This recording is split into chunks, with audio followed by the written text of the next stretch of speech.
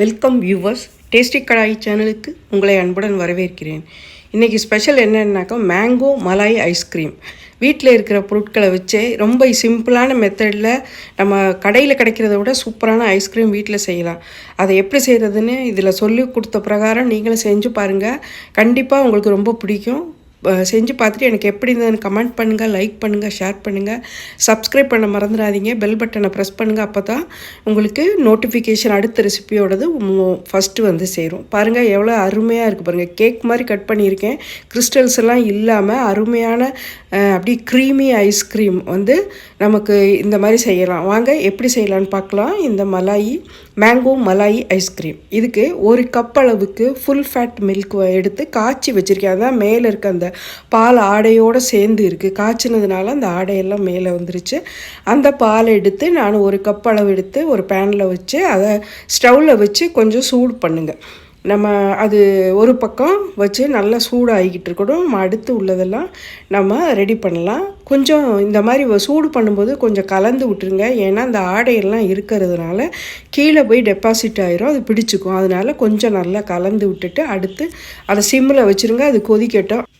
1 table spoon அளவுக்கு cornflour எடுத்து அதில் 2 டேபிள் ஸ்பூன் அளவுக்கு மில்க் எடுத்து அதை நல்லா மிக்ஸ் பண்ணி கட்டி இல்லாமல் மிக்ஸ் பண்ணி நம்ம அதை ஒரு சைடில் எடுத்து வச்சுக்குவோம்.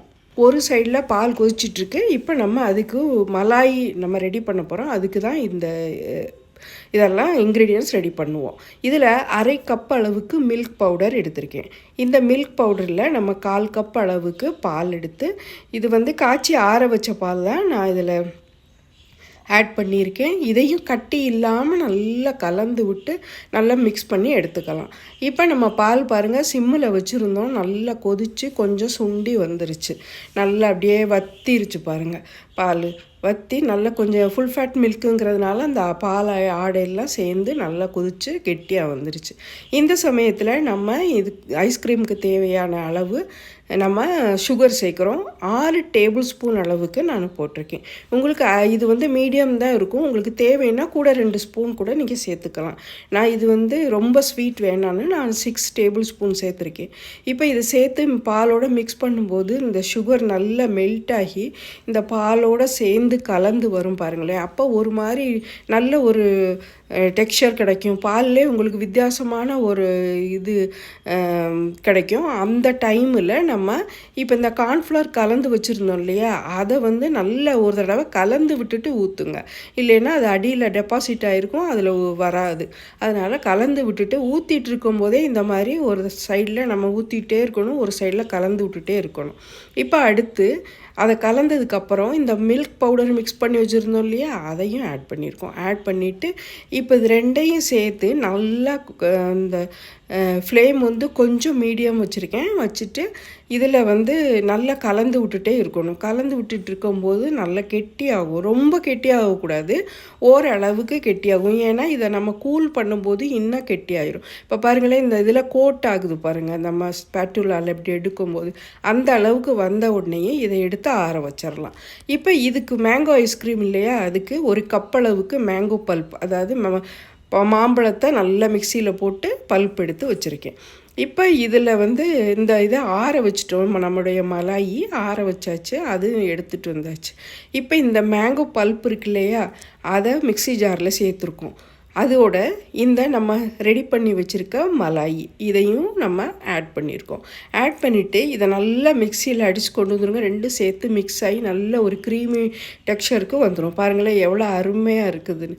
இந்த மாதிரி நம்ம எடுத்து வச்சுக்கலாம். இப்போ நம்ம இதுக்கு க்ரீம் வேணும் நமக்கு.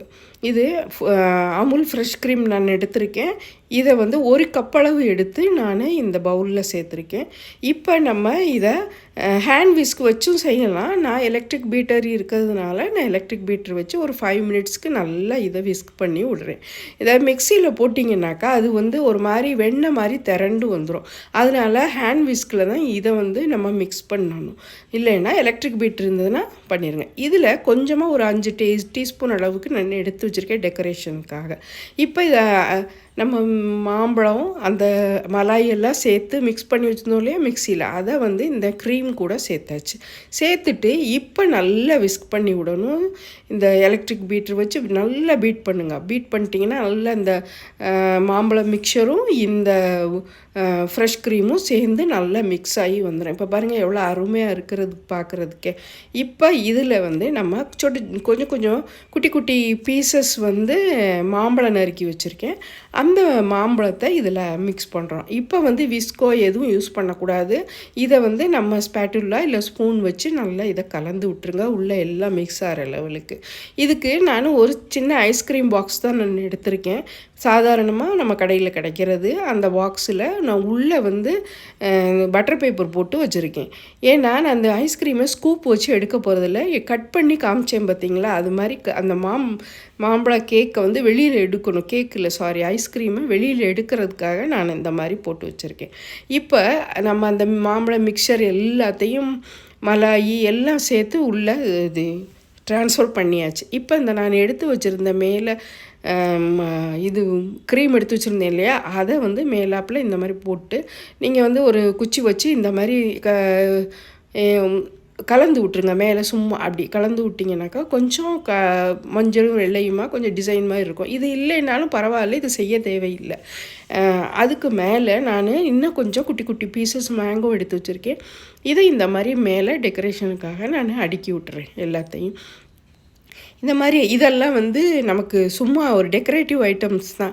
நீங்கள் இந்த க்ரீமோ இந்த மேங்கோவோ போட அவசியம் இல்லை. வெறும் அந்த மிக்சரை மாத்திரம் கலந்து வச்சிங்கனாலும் நல்லா அருமையாக இருக்கும். இது ஃப்ரீசரில் 6 to 8 hours வச்சு நம்ம இந்த இதை நல்ல ஏர்டைட் பண்ணி மூடி நம்ம ஃப்ரீசரில் வச்சுருங்க. ஓவர் நைட் வச்சிங்கன்னா கூட பரவாயில்ல, அதுதான் நல்லது. நான் ஓவர் நைட் வச்சுட்டேன், ஆனால் மேக்ஸிமம் 6 to 8 hours வைக்கணும். இப்போ காலையில் நான் இதை திரும்ப எடுத்திருக்கேன் பாருங்கள், எவ்வளோ அருமையாக ஃப்ரீஸ் ஆகி வந்துருச்சு நம்மளுடைய மேங்கோ மலாய் ஐஸ்கிரீம். இப்போ இந்த சைடெல்லாம் வந்து நம்ம ஒரு கத்தி வச்சு கொஞ்சம் அதை வந்து எடுத்து விட்டுட்டு நம்ம இந்த ஐஸ்கிரீமை நான் வெளியில் எடுத்து வச்சு காமிக்கிறேன். பாருங்கள் எவ்வளோ அருமையாக அந்த கேக் மாதிரியே வெளியில் எடுத்துட்டேன் பாருங்கள். இது இல்லைன்னாக்கா நம்ம ஸ்பூன் வச்சு அப்படியே உள்ளே வந்து குத்தி தான் எடுக்கணும். இந்த மாதிரி எடுத்துகிட்டு இந்த மாதிரி பீஸ் போட்டுடலாம் அழகாக. இப்போ பாருங்கள் இதில் ஐஸ் கிறிஸ்டலே இல்லை, எப்படி வந்து சாஃப்டாக இருக்குது பாருங்கள். அதான் மலாய் ஐஸ்கிரீம். அப்படியே க்ரீமியாக சூப்பராக வந்திருக்கு பார்த்தீங்களா. எந்த ஐஸ் கிறிஸ்டலும் இல்லை. உள்ளே நம்ம போட்ட மேங்கோஸ் எல்லாம் அப்படியே பீசஸ் தெரியுது பார்த்தீங்களா. இதே மாதிரி சாப்பிட்றதுக்கு ரொம்ப சூப்பராக இருக்கும். இதே மாதிரி புது புது ரெசிபி போடுறேன், பார்த்து சப்போர்ட் பண்ணுங்கள். அடுத்த ஒரு புது ரெசிபியில் சந்திக்கிறேன். நன்றி.